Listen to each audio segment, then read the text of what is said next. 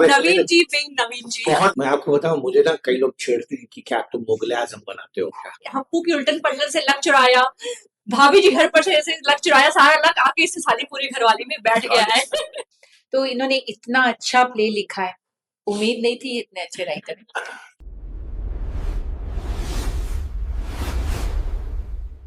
विदिशा, आपका क्या रिएक्शन था जब आपको ये प्ले ऑफर हुआ? देखिए जैसा उन्होंने बताया तुरंत तुरंत फ्री हुए थे हम लोग और नाम लिया था मैंने। हाँ, मतलब ऐसे आया तो मैंने सोच बहुत सालों से मैंने कोई प्ले नहीं किया था, तो मैंने सोचा ठीक है एक बार I was shooting for something else, जब इनका कॉल आया तो मैंने सोचा लेट्स हियर द स्क्रिप्ट, अगर मुझे पसंद आती है तो व्हाई नॉट।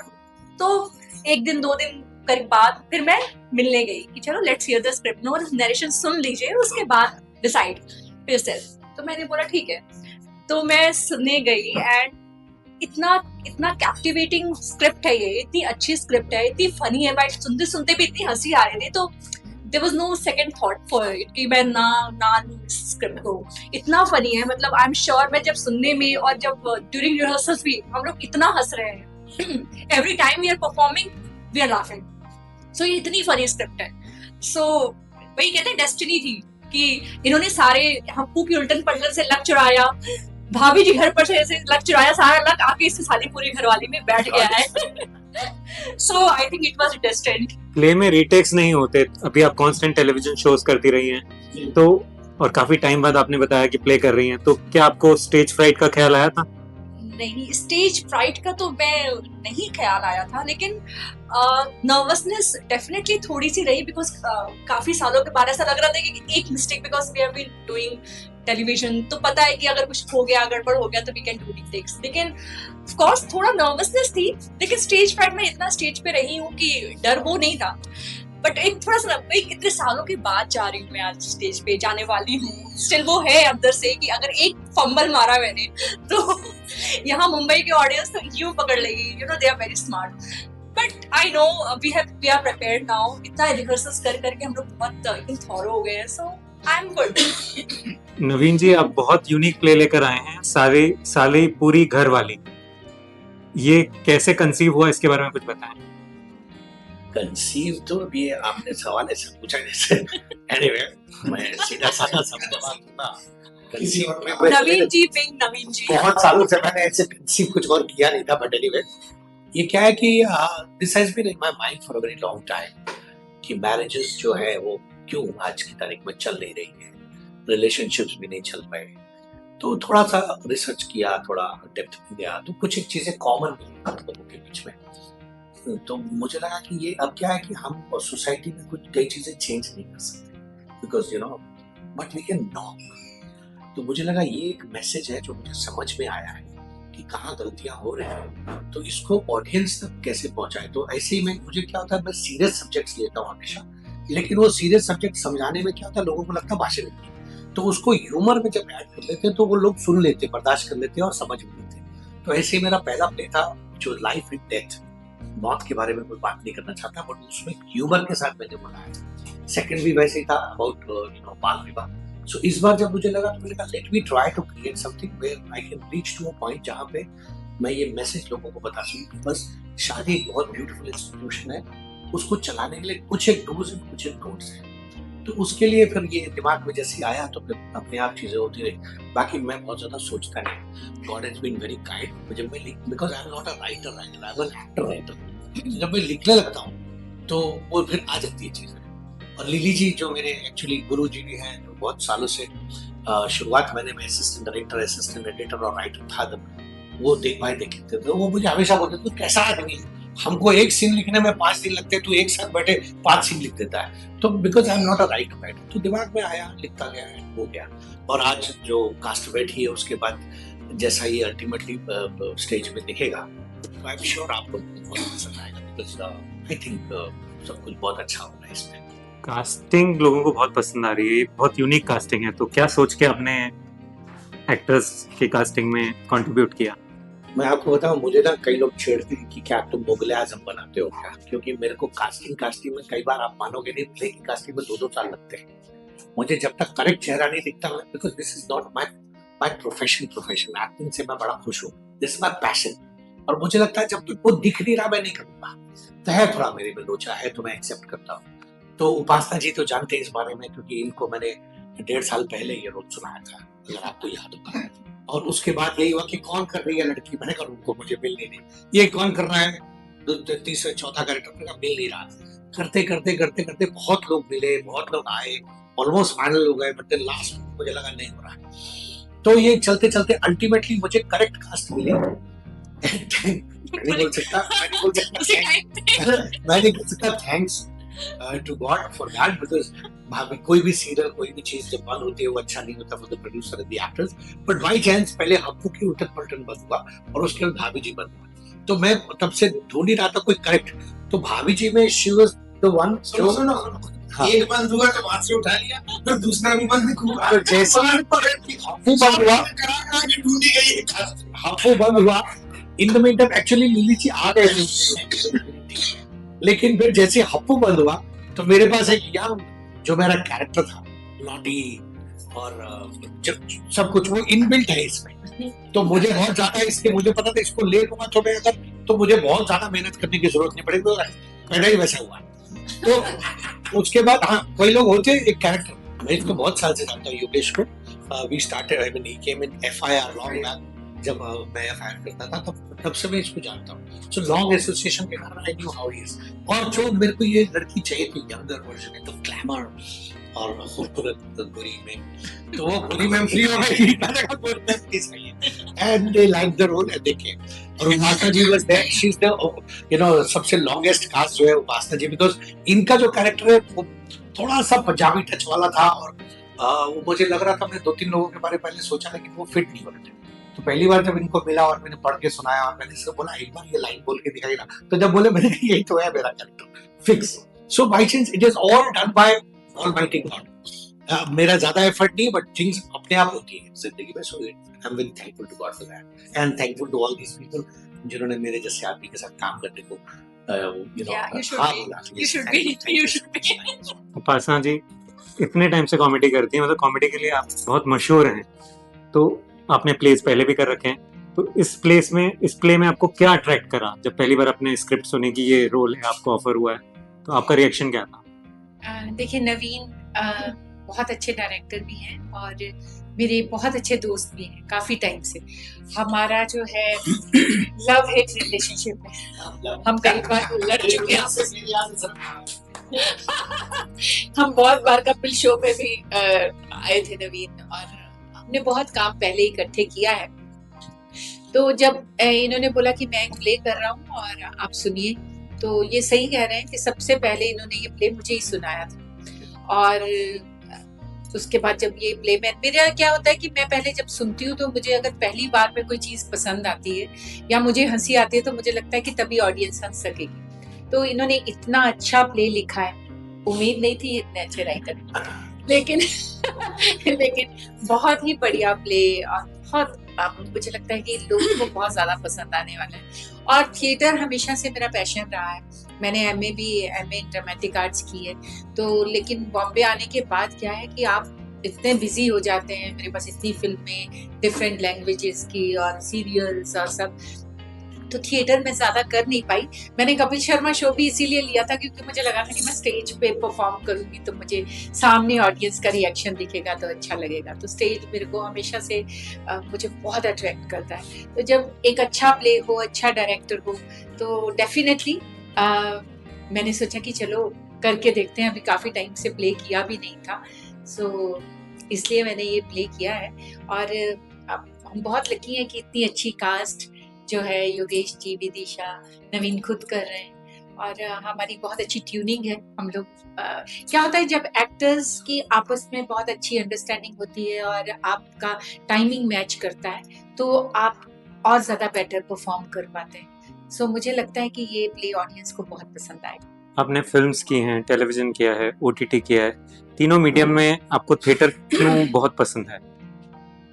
पसंद मुझे सभी है क्योंकि जहाँ पे भी आपको एक्ट करने का, बस अलग अलग, जैसे थिएटर आप करेंगे तो आपको रीटेक का चांस नहीं है और ये सबसे डिफिकल्ट चीज है थिएटर करना, क्योंकि बाकी में तो आप अगर गलत बोल जाते हैं या आप कोई डायलॉग भूल जाते हैं, कुछ भी हो जाता है, तो आप रीटेक कितने भी कर सकते हैं। लेकिन थिएटर करना, मुझे लगता है कि जो थिएटर कर लेता है आर्टिस्ट, वो जैसे होता है ना मंझा हुआ आर्टिस्ट जिसे कहा जाता है, मुझे लगता है तो आप ज्यादा अच्छे परफॉर्मर हो जाते हो।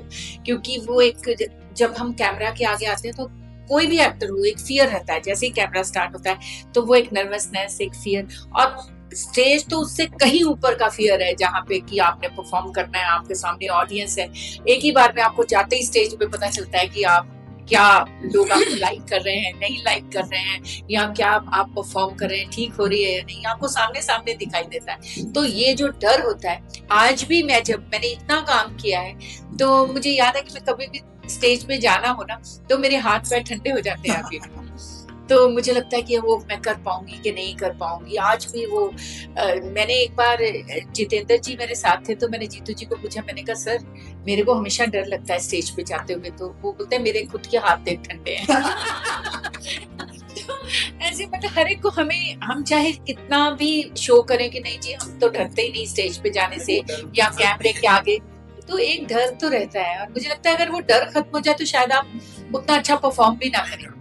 इसलिए नर्वसनेस तो है, लेकिन मुझे पूरी उम्मीद है इस प्ले से, जैसा कि मैंने आपको कहा कि ये प्ले इतना मजेदार है। और कई बार क्योंकि आपका इतना एक्सपीरियंस होता है, मैं 7 साल की उम्र से काम करती हूँ, सो मुझे पूरा यकीन है कि जब ये प्ले जितने भी लोग देखेंगे वो एंजॉय डेफिनेटली करने वाले हैं। अभी आपने इतना काम कर रखा है, पर कंट्रोवर्सीज कहीं ना कहीं आपको घेर लेती हैं। तो how do you handle it? जैसे अभी करंट कंट्रोवर्सी चल रही है, तो पर फिर भी बहुत काम, कंपोज और कॉमेडी में बहुत टाइमिंग की भी जरूरत होती है। तो how do you manage controversies and still stay calm? What is the secret? देखिए, इफेक्ट तो होता है आपकी लाइफ में, ऐसा नहीं कि कंट्रोवर्सीज आपको इफेक्ट नहीं करती हैं। लेकिन जब आपको पता हो कि आप सही रास्ते पे चल रहे हैं, सच्चाई के रास्ते पे चल रहे हैं, और आपने किसी का गलत नहीं किया, तो वो स्ट्रेंथ भगवान देता है। और मुझे पता है कि मैं अपने लिए कोई भी लड़ाई मैंने अपने लिए नहीं लड़ी। आज भी जो कंट्रोवर्सी हुई है वो मैं सिंटा के एक्टर्स के लिए लड़ रही हूँ, उनके पैसे के लिए लड़ रही हूँ, उनकी ज़रूरतों के लिए लड़ रही हूँ। तो मेरे को लगता है कि वो जो स्ट्रेंथ है, जो लोग मुझे फ़ोन कर करके बोलते हैं कि उपासना जी थैंक यू सो मच कि आप हमारे लिए खड़ी हैं, तो वो आपको बहुत हिम्मत देता है। ऐसे ही मैं जैसे स्ट्रेज के लिए काम करती हूँ, स्ट्रे एनिमल्स के लिए, तो कई बार उसके लिए भी मतलब कई लोग ऐसे होते हैं, बहुत सारे लोग बहुत अच्छे हैं बॉम्बे में, तकरीबन लोग एनिमल्स को प्यार करते हैं। लेकिन मैंने ऐसा भी देखा है कि कुछ लोग ऐसे, आपकी बिल्डिंग में कुछ लोग ऐसे मिल जाएंगे, आपकी गली में कुछ लोग मिल जाएंगे जो बोलेंगे अरे यहाँ कुत्तों को खाना खिलाना है, यहाँ कुत्तों को खाना नहीं खिला सकते, यहाँ ये नहीं कर सकते। वो ये नहीं सोचते हैं कि वो हम पे डिपेंड करते हैं, वो कोई जॉब नहीं कर रहे हैं, कि वो उनको कहीं से पैसा नहीं मिलता है कि वो कुछ खरीद के खा सके। वो एनिमल जो है, स्ट्रे एनिमल्स, उन पे डिपेंड करते हैं, तो उसके लिए भी लड़ाई लड़नी पड़ती है कई बार। सो मुझे उसमें भी बहुत सुकून है। मेरा दिल, जब मैं शाम को रात को सोती हूँ, तो वो एक बहुत स्ट्रेंथ आती है, बहुत सुकून आता है कि मैं अच्छाई के लिए लड़ रही हूँ। बाकी स्ट्रेंथ देने वाला योगेश जी, आपने जब ये प्ले की स्क्रिप्ट आपके पास आई हप्पू के बाद, तो आपका क्या रिएक्शन था? जैसे देखो, अभी नवीन जी ने बताया कि हम लोग जब FIR कर रहे थे ना, काफी साल पहले से जुड़े हुए हैं, तो ये आज की बात नहीं है। मैं हमेशा सर से बोलता था कि सर कभी मौका मिलेगा तो हम लोग प्ले जरूर करेंगे। अब सीरियल में हम लोग इत्तेफाक है कि अच्छी बात भी है कि जो शो किए वो लंबे चल गए। FIR 9 साल चला, उसके साथ में हमारी बात होती थी, बट टाइम नहीं मिलता था कि यार रिहर्सल भी चाहिए, कम से कम महीने भर तो आप रिहर्स करोगे। फिर भाभी जी ऐसा शो आया, वो 12 साल, तो उसके बाद जीजा जी, हाँ जीजा जी छत पे किया। तो मैं हमेशा बोलते थे कि सर कभी जब भी फ्री होऊंगा या टाइम मिलता है तो हम प्ले जरूर करेंगे। और जैसे ही आपको उल्टन पलटन बंद हुआ तो मैंने सर से जिक्र किया, तो बोले यार तुमने बहुत सही टाइम मैसेज किया और एक बहुत बेहतरीन प्ले है भी दिमाग में, और तुम उसमें फिर भी आओ, एक दिन बैठते हैं। बस उन्होंने जिस दिन सुनाया मैंने उसी दिन हाँ कर दी, और बहुत मजा भी आया। और मेरी तो शुरुआत भी रंगमंच से ही हुई है, लखनऊ में भी थिएटर ही करता था, तो शुरू से ये दिमाग में है कि चाहे मीडिया में कुछ भी काम मिले, पर जब जब मौका मिलेगा या हमेशा ही चाहूंगा, तो रंगमंच तो कभी छोड़ना है भी नहीं। थिएटर हमेशा साथ साथ चलता रहेगा। थिएटर की इरा वापस आ रही है। पहले के कंपैरिजन में थिएटर्स की वास्तव में डिमांड बढ़ी है, बहुत सारे एक्टर्स कर रहे हैं प्ले ऑल ओवर इंडिया, क्या वर्ल्ड टूर्स भी हो रहे हैं। जो जी। इरा वापस आई है, तो आपको क्यों लगता है कि क्यों सडनली लोग वापस थिएटर की तरफ बढ़ रहे हैं पहले के कंपैरिजन में? लाइव का तो वैसे हमेशा से ही मजा था। हाँ, ये बात सही है कि अभी कुछ टाइम से देख रहा हूँ कि जो फिल्में उतनी नहीं जाते लोग जितना पृथ्वी थिएटर में प्ले देखने चले जाते हैं, बेटा चले जाते हैं, लाइव शो जो आप बता रहे हैं, तो क्रेज तो बढ़ रहा है। और इसी वजह से हम और सब जोश में हैं कि यार बहुत सही टाइम पे हम एक नया प्ले लेके आ रहे हैं, और बहुत ही कॉमेडी, बहुत ही मतलब 2 घंटे का प्ले है, लेकिन लोग ये कहेंगे कि यार खत्म हो गया। और सबसे अच्छी बात प्ले की वही होती है कि प्ले लंबा होते हुए भी लंबा नहीं लगे। वैसे तो 2 घंटा मतलब काफी होता है, लेकिन प्ले लोग देखेंगे तो यार उनको पता नहीं चलना चाहिए कि टाइम यूं निकल गया। इसमें मैं एक बात और कहना चाहूंगी जी। कि जो हमारा प्ले खाली पूरी घरवाली, ये कॉमेडी प्ले है, उसके नाम से ही आपको लगता होगा कॉमेडी है। सो लोग आजकल इतने स्ट्रेस में हैं, इतनी प्रॉब्लम्स हैं लोगों को, हर एक को, मतलब बहुत ज्यादा। वो मुझे बहुत ही कम लोग हंसते हुए दिखाई देते हैं दुनिया में ना, जब कहीं भी जाते हैं या कुछ। पहले फंक्शंस होते थे, कितने 6-6, 7-7 दिन शादियां चलती थी, लोग मिलते थे, एंजॉय करते थे। आजकल व्हाट्सएप पे ही मैसेज कर देते हैं कि happy birthday, happy marriage anniversary, और इस तरह से करते हैं। तो मुझे लगता है कि अब कॉमेडी की बहुत ज्यादा जरूरत है दुनिया को। अब लोगों को हंसाने की, उनको स्ट्रेस से दूर करने की बहुत ही ज्यादा जरूरत है। रोने धोने का काम तो हम घर में भी कर लेते हैं, 26 प्रॉब्लम्स में हम खुद ही रोते रहते हैं, लेकिन मुझे लगता है कि इस तरह के प्लेज आने चाहिए जो लोगों को कम से कम 2 घंटे के लिए वो भूल जाएंगे कि अपने स्ट्रेस को, अपनी फैमिली में कोई प्रॉब्लम है, अपने बच्चों की कोई प्रॉब्लम है या किसी तरह की भी, वो 2 घंटे लोग हंसेंगे। और किसी को हंसाना सबसे ज्यादा मुश्किल काम है, मुझे लगता है। रुलाना तो बहुत आसान है। सो हमारा प्ले जो है वो हंसी लेकर आ रहा है, लोगों की जिंदगी में खुशी ला रहा है, लोग हंसेंगे, मजा करेंगे। सो ये बहुत जरूरी होता है। इसलिए ये प्ले हमने अभी हमारा पहला शो हो रहा है 30 तारीख को मुंबई में, रंग शारदा में है 7:30 बजे। लेकिन मैं आपको बता दूं कि नवीन जी के पास कल भी हम रिहर्सल कर रहे थे, तो कितने लोगों के कॉल्स आ रहे थे और कितने लोग चाहते हैं कि ये प्ले उनके जब वहाँ का आगरा से फोन आ रहा है, कभी गोरखपुर से आ रहा है, दिल्ली से आ रहा है। तो हम इनको बोले थे अरे रिहर्सल कीजिए आप, ये बस कीजिए, अभी पहले हम लोग रिहर्स कर लें। मतलब लोगों में इस प्ले की अभी स्टार्ट नहीं हुआ है, ये अभी पहला शो है, लेकिन इतना क्रेज हो गया है। सो ये बहुत बड़ी बात होती है कि हम बहुत खुशकिस्मत हैं कि लोग अभी से ही हमारा जो पोस्टर देख के ही उसको इतना लाइक कर रहे हैं। हाफिज, क्या है कि जैसे मैंने कहा, मेरा ये जो प्ले है, जब मैंने सोचा था कि मैं इसको ओपन करूंगा, तो ऑब्वियसली जब कास्टिंग हो गई थी and when I was trying to get it together, तो हमारे बहुत ही अच्छे दोस्त हैं मिस्टर हाफिज बेग, जिनका ये दीवा टेल्स इवेंट है। तो वो हम बाई चांस कैफे में बैठे हुए थे, साथ में कॉफी पी रहे थे, तो वो भी इवेंट्स करते हैं और वो बहुत बड़े बड़े इवेंट्स करते हैं, लाइक क्रिकेट मैचेस। अभी पूना में उनका अक्टूबर में है, और भी बहुत सारे, उसके पहले भी उन्होंने बहुत किया। तो उन्होंने ऐसे कहा कि अरे नवीन भाई, वो आपने वो बाप का बाप पहले आपका जो प्ले था वो नहीं कर पाए, तो अभी जो नया प्ले वो कब शुरू हो रहा है? तो मैंने कहा अभी मैं बस उसकी रिहर्सल शुरू कर रहा हूँ। तो मैं आपको ये बताना चाह रहा हूँ कि रिहर्सल शुरू होने के पहले ही हमारा जो 30 तारीख का ये शो है, ये उन्होंने ले लिया।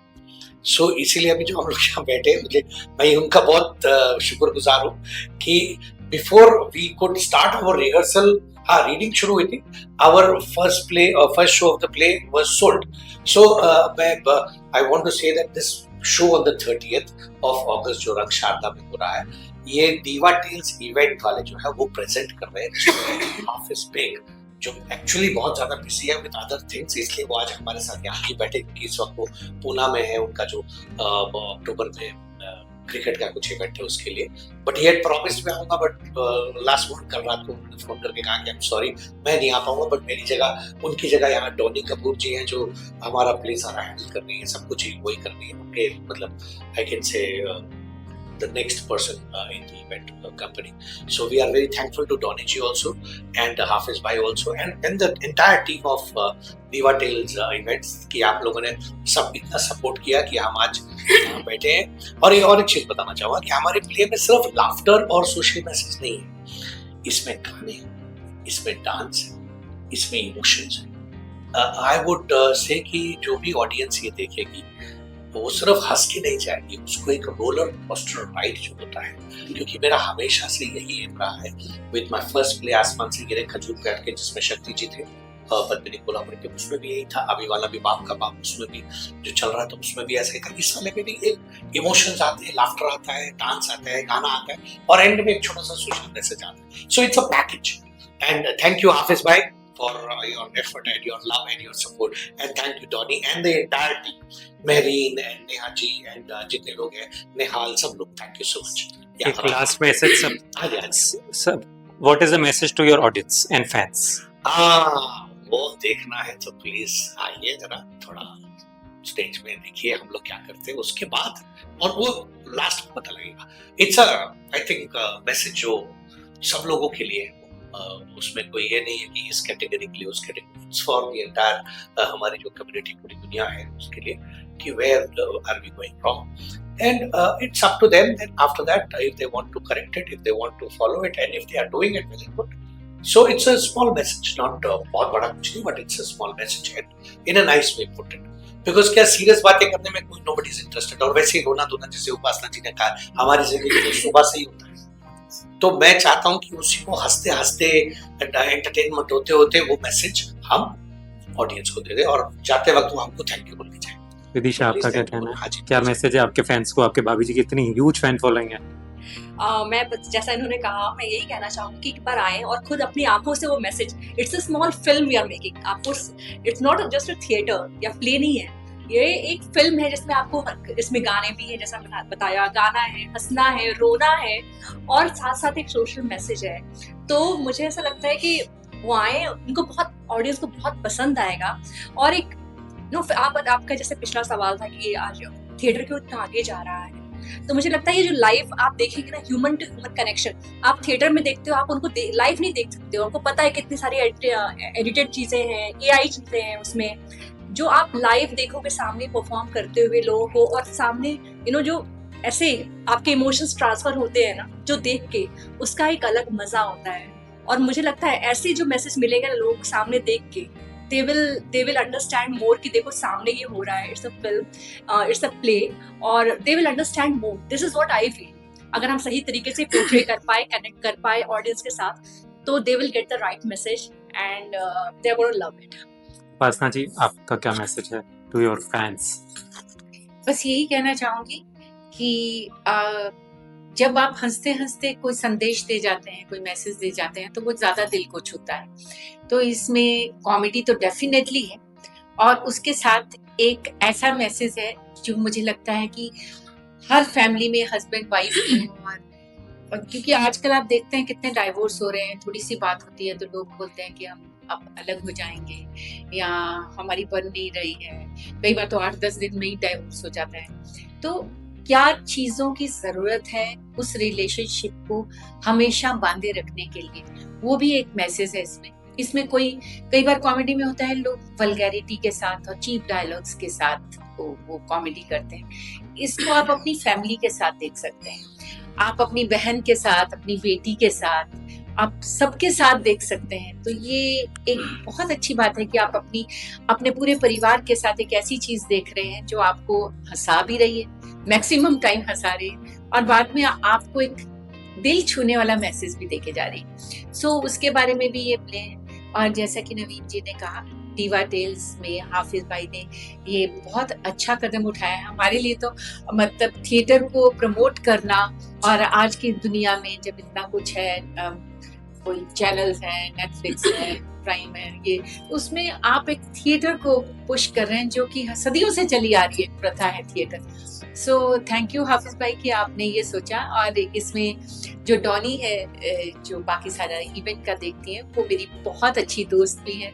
सो मुझे लगता है कि उनके साथ काम करना मेरे खुद के लिए बहुत खुशी की बात है, क्योंकि डॉनी एक खुद भी बहुत अच्छी एक्ट्रेस भी है, बहुत अच्छा मैंने काम किया है उसके साथ सीरियल्स में। सो हाफिज भाई और डॉनी, आप दोनों का बहुत शुक्रिया कि आपने हमारे इस प्ले को लिया और हमारा पहला शो आपके साथ। योगेश जी, आपका क्या फाइनल मैसेज? मैं बस यही कहूंगा कि प्लीज प्ले देखने जरूर आए, और ये वादा है कि आप लोग हंसते हंसते जैसे आएंगे और हंसते हंसते ही जाएंगे। तो प्लीज ये प्ले देखने जरूर आइए।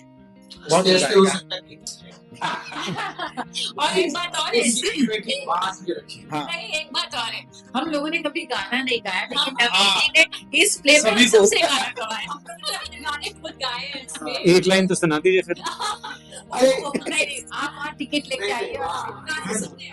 खुद ये बता रहे हैं कि बस खुद गाए हैं, हमारी ही आवाज में। कैसे लेते एक्टिंग बहुत देख लिया आपने हमारी, गाना सुनना है तो आपको जो वापस गाने हैं जाना पड़ेगा। खुद के हैं सबसे बिकॉज बड़ा। मुझे ऐसा लगता है, मैं क्यों वो करता हूँ वो भी बताया था, क्योंकि बाकी चलो फिल्मों में तो होता है सिंगर्स वो ही रखते जब आवाज वैसे भी कम आ रही है। मेरी आवाज पहले बैठी हुई है।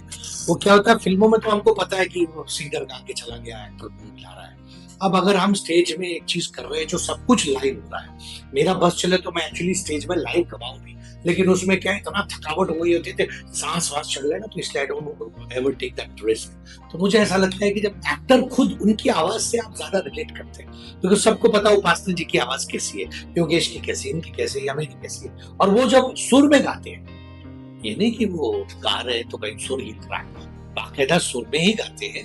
हिले भी है, सुर हिले भी, नहीं हिले में सुर है, लेकिन वो I take care of it, I take care of it. अगर गीले नहीं होते, बट वैसे बता रहा हूँ, हम सबके अंदर सुर है, और जो आर्टिस्ट है वो आर्टिस्ट है, उसमें सिंगिंग भी है, उसमें हर कला है, वो डांसर भी है। तो मुझे ऐसा लगता है कि जब है सब में वो कला, तो क्यों ना मैं इस मौके का ये फायदा उठाऊं कि वो कला भी थोड़ी थोड़ी इनकी लोगों को दिखा दी जाए। वरना क्या है, ये लोग जो भी होते हैं एक्टर्स मैक्सिमम बाथरूम में ही गा के खुश हो जाते हैं। तो मुझे लगता है स्टेज में आओ ना, गाओ, दिखाओ, लोग भी हंसते, अरे वाह ये उपासना जी ने गाया है, ये इनकी आवाज। ये तो पहले दिन कह रहे थे कि मैं तो गा ही नहीं सकती। आप सुनिए, आप कहेंगे अगली बार इनको हो सकता है गाने के प्रोग्राम के लिए बुलाया। योगेश अभी इतने इवेंट्स कर रहा है एज एन एक्टर, थोड़े दिन बाद देखना ये कराओके सिंगर होगा। Five minute. और भाई जी मैं भी थोड़ा बहुत गाता था बचपन से, इसलिए music has been a very important part of my So life. you are a good singer. इसलिए आप No, no, I feel because music has been my, I started as a singer when I was a child. तो music के बिना मैं कुछ भी नहीं कर सकता। मेरे प्ले में इसमें हमारे में सिर्फ गाने ही नहीं है, हमारा बैकग्राउंड है। मुझे बैकग्राउंड में कौन सा इंस्ट्रूमेंट चाहिए वो भी मैंने कहा ना, थोड़े कीड़े हैं, वो भी मुझे ही डिसाइड करने में मजा आता है कि नहीं इस यहाँ पे ऐसा। तो इसलिए I feel it should be a package. तो इसलिए सब लोग गा रहे हैं और आप लोगों को बहुत मजा आ That's why I said it's a film, Yeah. just not a play. It's a film. रहा है। 2 hour film on stage. Thank you.